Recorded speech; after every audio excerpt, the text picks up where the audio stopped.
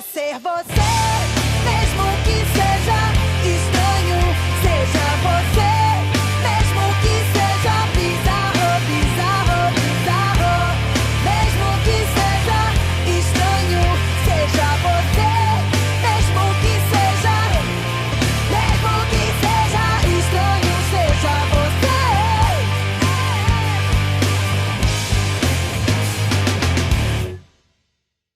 Estamos dando continuidade ao segundo bloco do Deite on Divan. Nós estávamos falando sobre procrastinação, sobre sabotadores e sobre o desenvolvimento e planejamento de 2025. Um episódio do ano novo, né? E no episódio anterior eu estava falando das metas, das ferramentas que a gente utiliza para atingir essas metas, a forma com que a gente vai nos organizar para atingir o desenvolvimento pessoal e financeiro, que é muito importante, né? A gente focar no planejamento financeiro e no planejamento pessoal. Mas usar essas ferramentas, elas não são suficientes, porque existem coisas dentro de nós que nós não controlamos, ou talvez não tenhamos consciência, né, Carol? Que faz com que a gente se auto-sabote. Carol, fala um pouquinho pra gente sobre autossabotagem. O que é autossabotagem para você, Nath? É planejar e não fazer aquilo que eu planejei.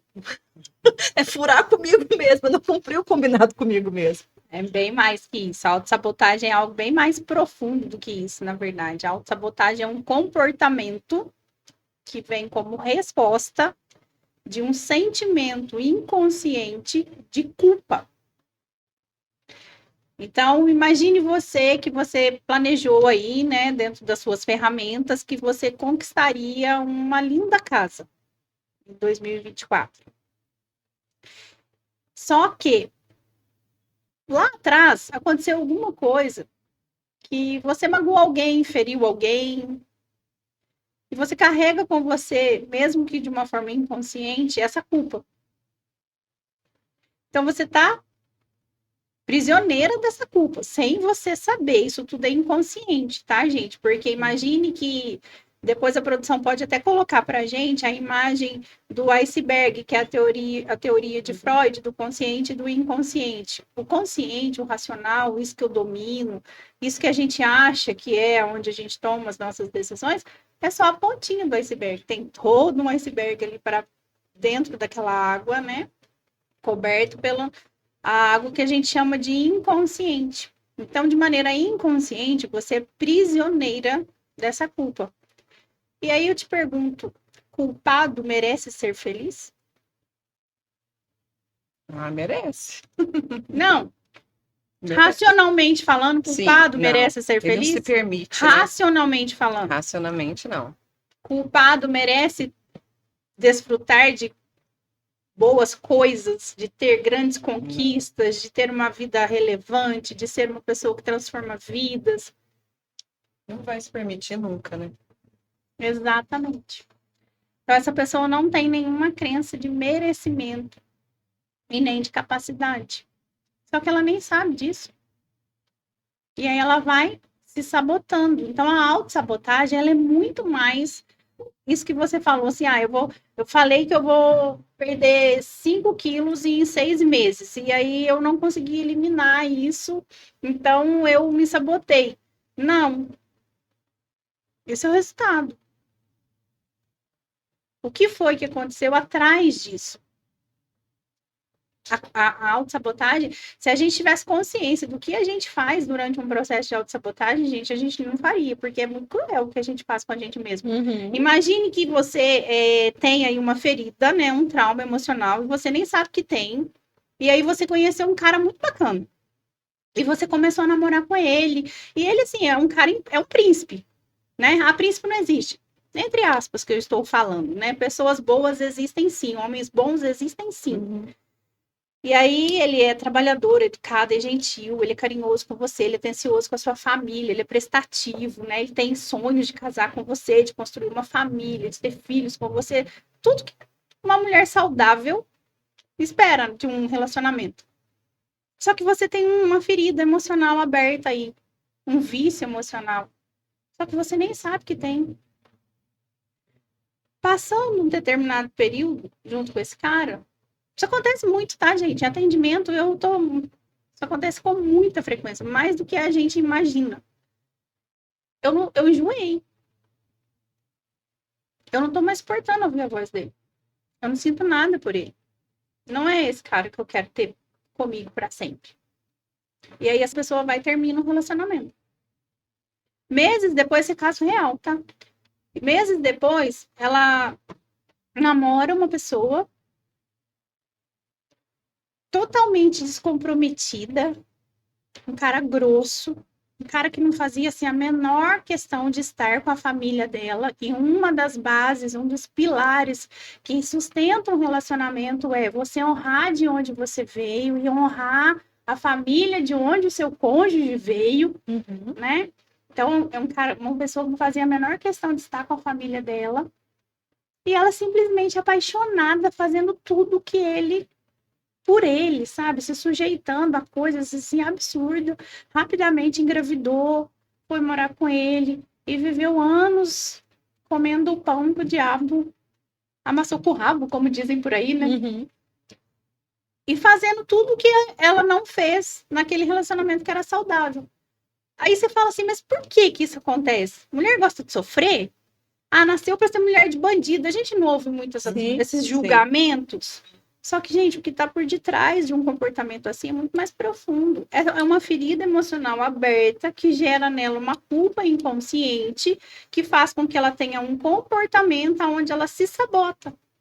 E isso acontece muito em todas as áreas da nossa vida. Vamos para um outro exemplo mais prático?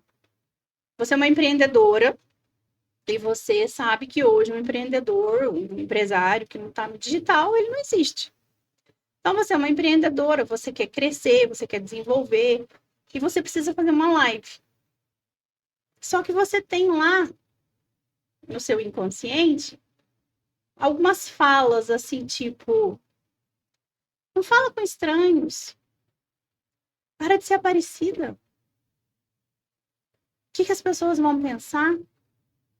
Olha o que você está fazendo, tá todo mundo olhando. Por que você vive para chamar atenção desse jeito? Você não pode chamar a atenção das pessoas dessa forma. Menina senta de perninha fechada. Menina come de boquinha fechada. Enquanto o papai está falando, você fica quietinho. Não pode interromper conversa de adulto. E aí você vai perdendo a vez de ter voz. Isso tudo vai ficando instalado lá em você. Aí agora você é uma adulta, você casou, teve filhos, começou a empreender e precisa fazer uma live. Segunda-feira eu vou fazer uma live. Gente, arrumar o guarda-roupa do seu filho agora vai salvar o planeta. Ela vai arrumar o guarda-roupa, vai deixar a live para terça. Hoje eu vou fazer a live. Vai dar uma diarreia no seu filho lá na escola, você vai ter que ir lá buscar ele correndo e você vai dar glória a Deus por essa diarreia, porque agora você tem um motivo para não ter feito a abençoada da live. E assim vai acontecendo, e assim você vai se sabotando. Relacionamento, outro exemplo. Estou dentro de um relacionamento e agora eu vou falar de vício emocional. Por conta desses traumas, dessas feridas que a gente tem, a gente desenvolve algo chamado vício emocional. Todos nós temos um grau mais alto, mais leve, mas todos nós temos vícios emocionais. Então, imagine que você é uma mulher ou um homem, uma pessoa, viciada em crítica. A sua mãe foi muito crítica, a sua mãe foi muito exigente, ou o seu pai foi muito exigente, e aí você é viciado em crítica. E nem sabe disso, não tem a menor consciência disso. Então, você vai se casar com uma pessoa que gosta muito de você, que vocês se dão bem, que vocês vivem bem, que é legal o relacionamento de vocês, mas que o tempo todo você está fazendo algo que essa pessoa não gosta que você faça e ele está te criticando. Aí você fala assim, mas eu casei com meu pai, eu casei com a minha mãe, porque ele me critica o tempo todo.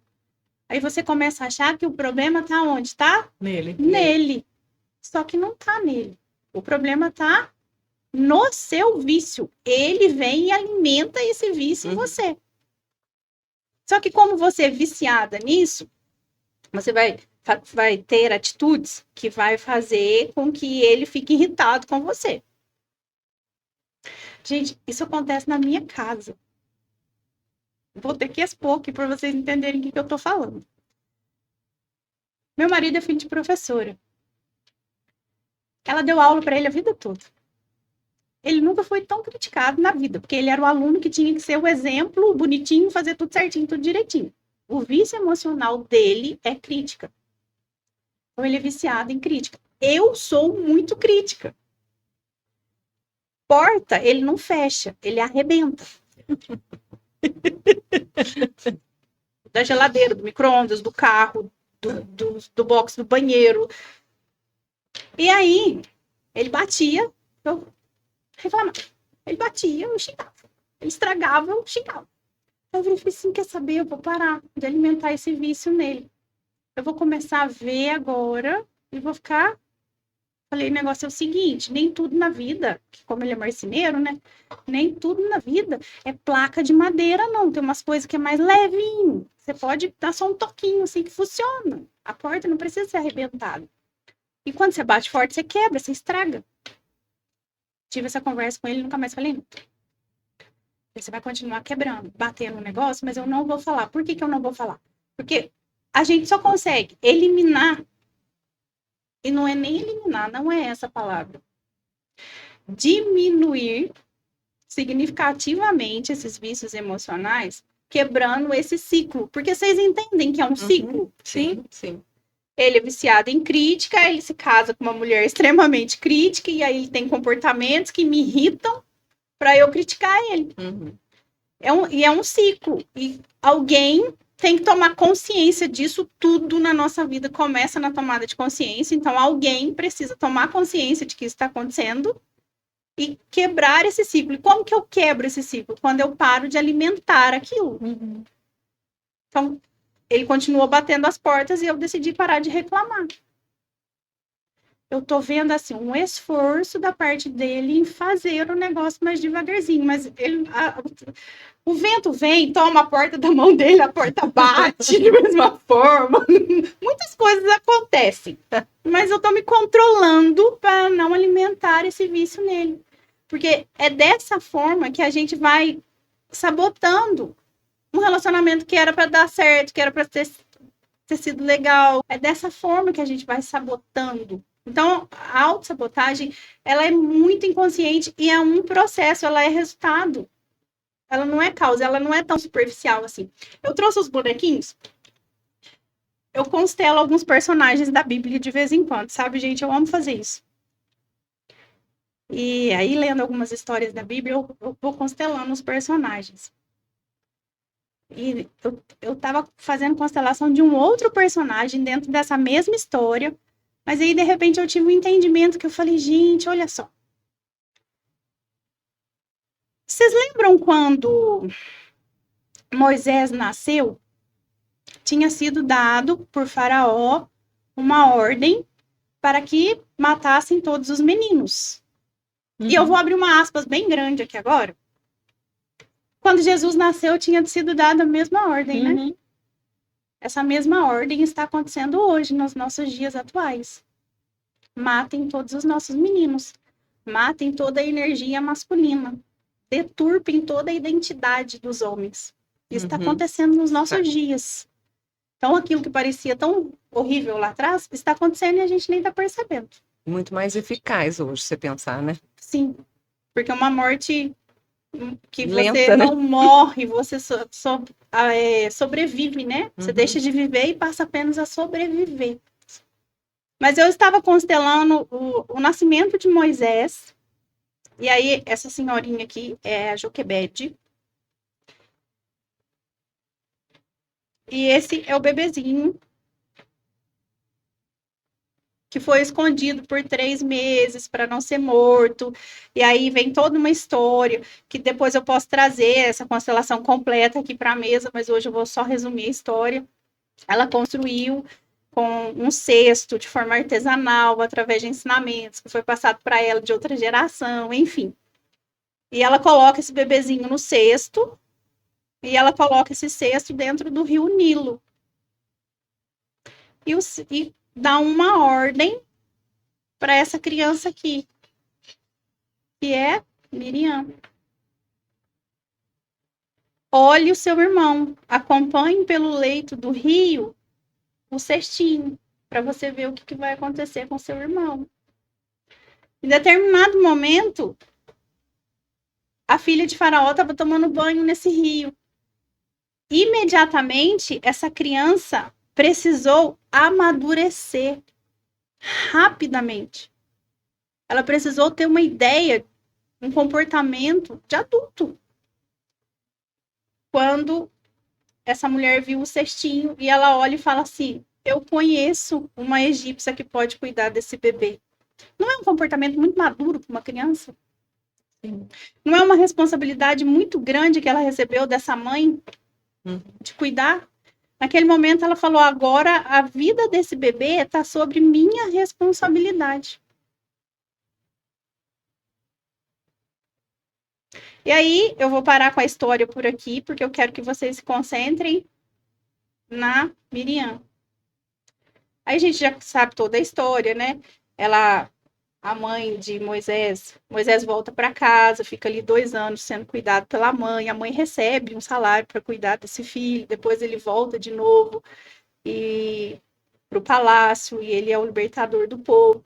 Mas eu vou trazer depois aqui para vocês a constelação que eu fiz de Moisés. Hoje eu quero que vocês fiquem focados só na Miriam. A Miriam cresceu. E agora, entendimento meu na Bíblia não está escrito isso em lugar nenhum.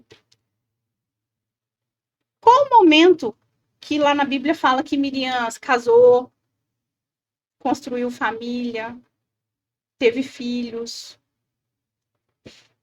Não se sabe. É. Não se sabe. Mas pela história, eu entendi que ela não conseguiu. Que a vida dela ficou paralisada aqui, olhando esse irmão debaixo de uma ordem que ela recebeu da mãe a vida toda. E é aqui que eu quero chegar com vocês. Muitas vezes a gente sabota a nossa vida por conta de uma palavra, de uma ordem, de um ensinamento, de uma crença limitante que nós recebemos da nossa mãe. Isso não é intenção da mãe, é a Nenhum percepção momento. da criança, nem né? sabe, né? Exatamente. É muito mais a percepção do que a atitude em Exatamente. si. Exatamente. Porque se a gente for aprofundar em tudo isso, a gente vai entender que Moisés sofreu de amor interrompido, porque ele não conseguiu ter relacionamento profundo com ninguém, ele abandonou a família. Por que que isso aconteceu? Porque quando a mãe colocou esse bebê no cesto, a mãe colocou esse bebê no cesto com qual intenção, gente? Salvar ele. Salvar ele. Mas no coração, na alma Foi dessa abandono. criança, foi abandono. Então tem muita mulher hoje se sabotando porque acha que em algum momento foi abandonada pela mãe, Uhum. recebeu uma ordem da mãe, teve uma crença limitante da mãe como uma verdade absoluta sobre a vida dela. E isso vai fazendo com que ela vá se sabotando na vida, vai procrastinando aquilo que ela precisava ter feito há 5 anos. A procrastinação, ela faz parte da nossa vida. Todos nós somos procrastinadores por conta do nosso cérebro primitivo, que quer só nos proteger. Então, tudo depois, tudo amanhã. Porque lembra lá, quando a gente ia colher a morinha no deserto, se viesse o urso, a gente precisava ter energia para lutar com esse urso e sobreviver. Então, é esse cérebro primitivo que fala para você assim, ó, fica vendo Netflix hoje e deixa para você ir na academia amanhã. Porque se você gastar energia na academia hoje e o urso vier, você vai estar cansado, o urso vai te comer e babar você. Uhum. Então, é esse cérebro primitivo que quer proteger a gente, que faz com que a gente procrastine. Então, procrastinadores, todos nós somos, em algum nível. O problema é quando eu estou procrastinando a minha vida, que é o que eu entendi que a Miriam fez. E o que você aconselha fazer para passar por cima disso e diminuir a sabotagem e a procrastinação? Não tem outro caminho a não ser você curar os seus traumas emocionais.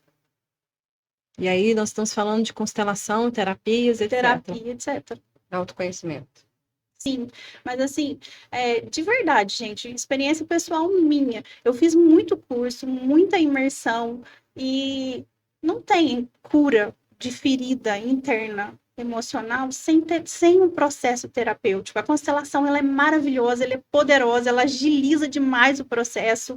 Você entende numa sessão de constelação que você demoraria 10 sessões de análise para você entender.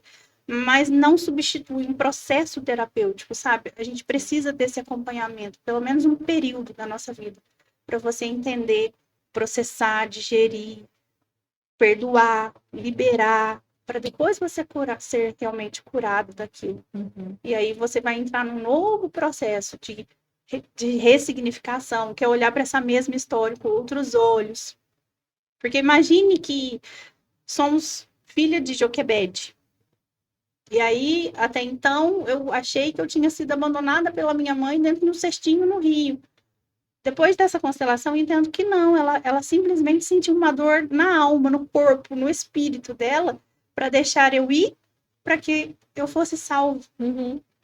Isso é ressignificação emocional, é você olhar para a mesma história com outros olhos, dar para ela outro sentido.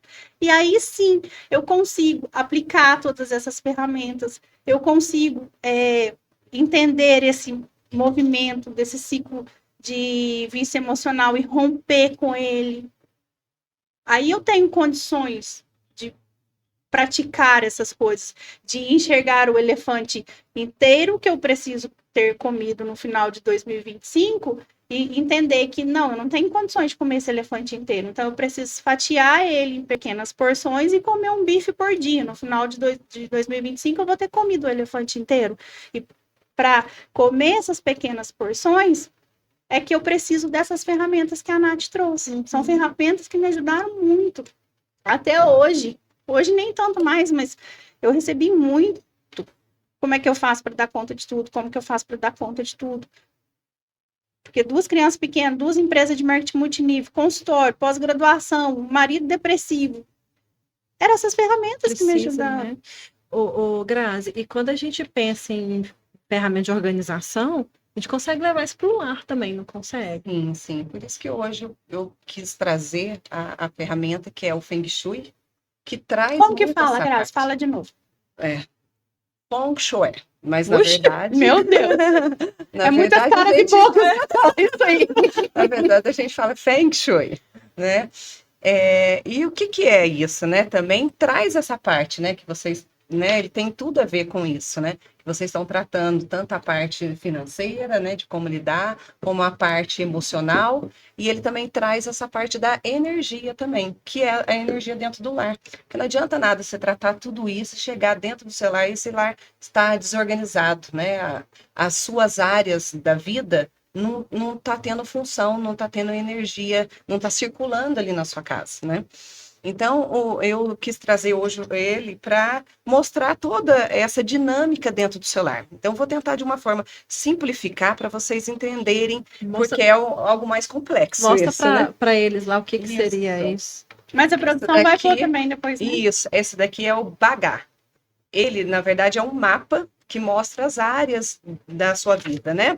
E nesse Bagá, ele também usa os 5 elementos da natureza. Que cada ponto da casa você vai estar usando esse elemento para aumentar e fluir melhor a energia desse ambiente. E para começar esse mapa, é legal você primeiro se situar onde que é o norte da onde você está. E o norte sempre você vai buscar o nascer do sol. O nascer do sol e o pôr do sol. No nascer do sol você sempre vai pôr a mão direita do lado do sol, colocar seu corpo de frente para o norte, a mão esquerda para o oeste e o sul que vai estar atrás. Então, assim você consegue centralizar esse mapa na sua casa ou no cômodo que você escolher para você localizar as áreas, né?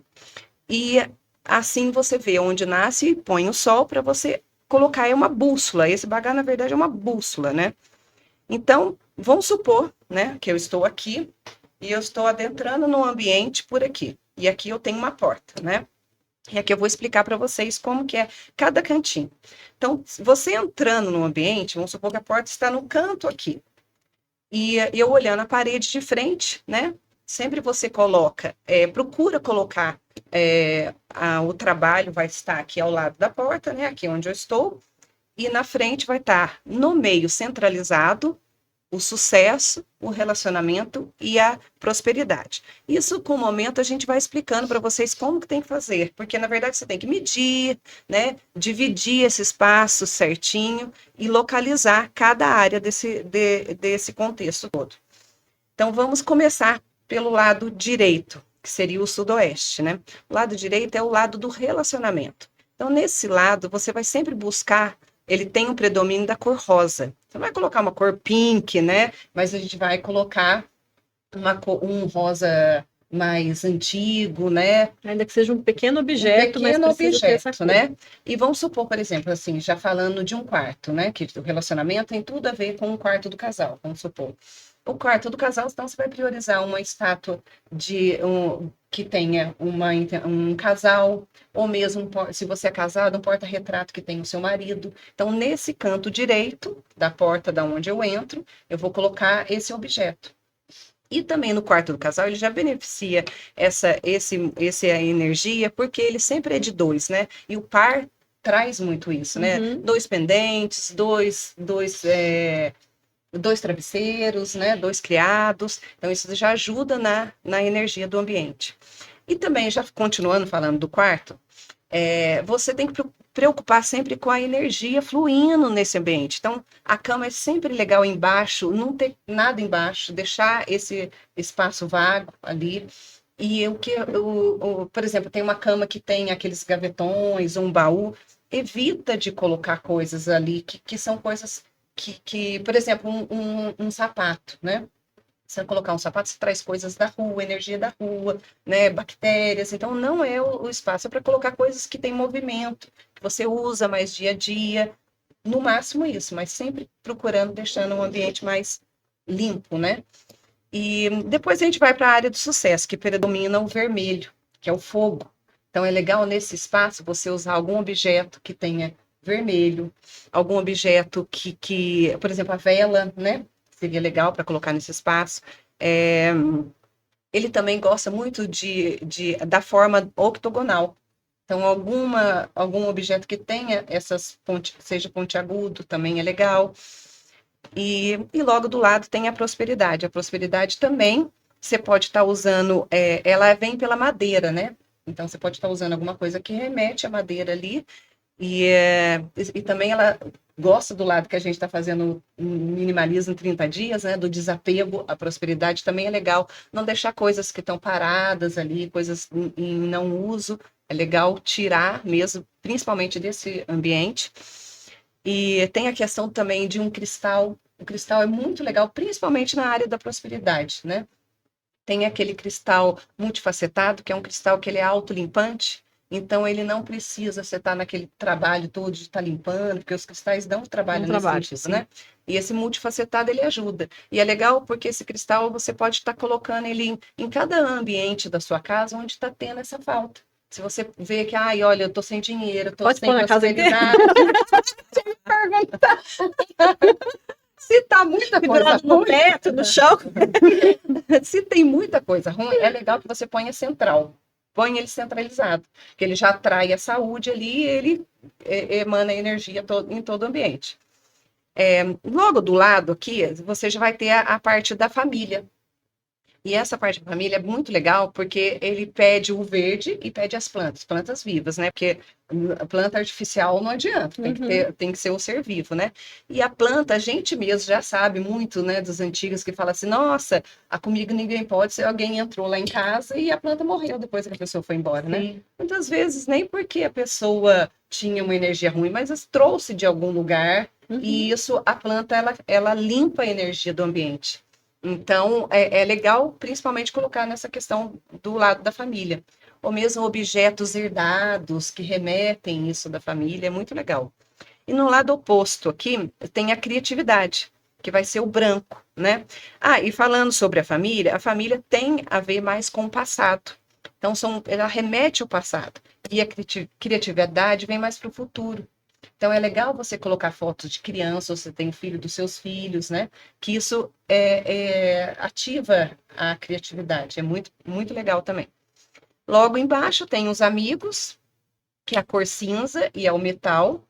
E aí você pode pôr porta-retratos de viagens, né, com os amigos. Nessa lateral embaixo, no meio aqui, seria o trabalho. O trabalho é bem legal porque ele remete à água. É legal você colocar um aquário, alguma fonte de água. E isso vai ajudar a liberar a criatividade, muitas coisas que são No relacionadas. ambiente de trabalho também pode? Isso, no ambiente de trabalho, por exemplo. Principalmente num escritório. Já vou providenciar um aquário gigante. Quebrar a parede, sabe? Faz aquele tipo. No escritório, por exemplo, no Feng Shui tem muito essa questão posição de comando. Posição de comando, o que que é? É sempre você estar de olho para a porta de entrada. Você está atento ao quem vai entrar, o que vai entrar. Então, assim, no escritório, você priorizar a sua mesa de frente para a porta. Não exatamente na frente da porta, porque tudo que vem de ruim também pode vir ali. Mas que você fique posicionado na lateral, mas de frente para a porta. E, por exemplo, tem correções no Feng Shui. Ai, olha, na minha casa eu tenho um home office lá, mas eu não tenho onde pôr a porta, a mesa. Ela é de frente para a parede, grudada na parede. Mas aí, como que você pode fazer uma correção? Você pode pensar num quadro onde tem a profundidade. Então, aquela parede ali não vai fechar a sua criatividade. Se tiver um quadro com profundidade, isso vai fazer fluir também. Então, é legal no Feng Shui, porque alguns objetos podem corrigir o espaço. Você não precisa, porque muita gente pensa que Feng Shui é ficar mudando os móveis de lugar. Não é. Na verdade, não é isso. É colocar objetos que vão ajudar a corrigir ou, às vezes, até mudar um móvel, se tiver condições de mudar, né? E, além do trabalho, tem a parte aqui onde eu coloquei a porta, né, que eu imaginei, que é a sabedoria. Que a gente até falou no episódio anterior do Natal, né? Onde eu falei a sabedoria e a espiritualidade, para mim, andam juntas, né? E no Feng Shui, isso realmente, espiritualidade e sabedoria são igualadas nesse sentido aqui. E aqui é legal, que traz o azul, né? O elemento é terra. E você pode colocar uma mandala aqui que ajuda a fluir essa parte da espiritualidade. É legal também um cantinho de leitura. Então, esse cantinho você pode colocar livros, pode criar um espaço para meditação, para você meditar. Então, você dividindo toda essa área, você vai ajudar a fluir melhor as energias do seu ambiente, né? Legal. E não é uma ferramenta tão simples, né, Grazi? É Não, legal ter ela é um bem- profissional. É isso que eu ia falar. Não, ela Quando é você bem faz complexa. a decoração e o paisagismo, a decoração, no caso, né? Você usa isso? E quando o cliente quer e atenta para isso, sim, né? Porque não é uma coisa que não é toda pessoa Que acredita que nisso, acredita, né? Por mais que seja comprovado que tem essas energias, não é todo mundo que acredita. Mas quando o cliente fala, então eu uso. E é uma coisa básica, eu não sou especialista no Feng Shui, mas tem, né? É uma coisa básica que você pode usar e você vê resultados quando isso é aplicado. Eu né? imagino, assim, qualidade de sono, Sim, concentração, exatamente. né? Deve influenciar muito. O sono, por exemplo, tem muitas pessoas que põem a cama embaixo da janela. Isso é péssimo para o sono. Porque a energia sempre entra pela porta e sai pela janela. Se você põe a cama embaixo da janela, durante a noite sempre, né? Ela vai estar a energia saindo ali. Então, não é legal. A não ser que não tenha opção para você colocar ali, mas não é o ideal. Eu já estou pensando num monte de gente que está ouvindo a gente, que a gente está acabando, e aí você começa a revelar bem agora que a pessoa está dormindo de barriga. E a energia dela está indo embora. Estou imaginando ela ouvindo e falando, meu Deus, eu preciso da Grazi aqui agora. Gente, vocês gostaram do episódio? Nós estamos chegando ao fim, Grazi, muito, muito obrigada, né, por você ter compartilhado isso com a gente. E sabe o que é mais interessante de tudo isso? É que a gente, pelo menos do meu ponto de vista, né, vamos ver quem está em casa o que acha. Mas a gente trouxe várias situações que a pessoa pode sentar e realmente fazer uma revisão de vida, né? Literalmente. Literalmente revolucionar. Quer revolucionar a sua casa, quer revolucionar seus relacionamentos, sua vida financeira, seu autodesenvolvimento. Tenta colocar em prática. Se tiver dúvidas, vai lá no nosso canal, curta, comenta, compartilha, faça perguntas, interaja com a gente, que a gente está aqui para ajudar. Viu, gente? Feliz ano novo. Desejamos a vocês um 2025 muito próspero, muito rico, muito minimalista. Obrigada, Carol. Obrigada. Feliz gente, ano novo obrigada. para vocês. Para vocês também. É preciso perder para depois se ganhar. e mesmo sem ver, acreditar. A vida que segue e não espera pela gente, cada passo que dermos em frente, caminhando sem medo de errar. Creio que a noite sempre se tornará dia, e o brilho que o sol irradia há de sempre me iluminar.